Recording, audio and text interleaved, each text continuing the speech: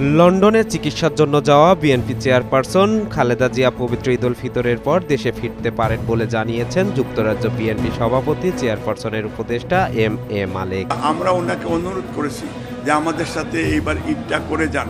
আমরা আশা করি যদি উনি আমাদের কথা রাখেন তাহলে ঈদের ইমিডিয়েট পরেই উনি বাংলাদেশে যাবেন।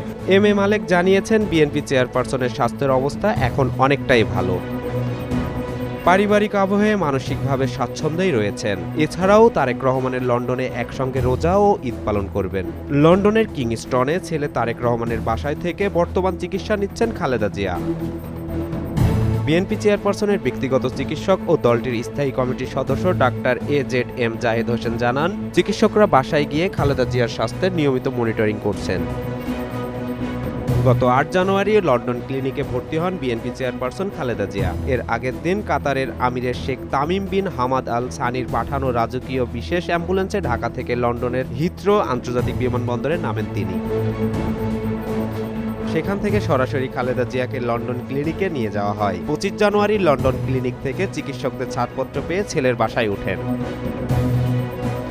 ৭৯ বছর বয়সী সাবেক প্রধানমন্ত্রী খালেদা জিয়া দীর্ঘদিন থেকে liver cirrhosis, kidney, heart, diabetes, arthritis সহ নানা শারীরিক অসুস্থতায় ভুগছেন।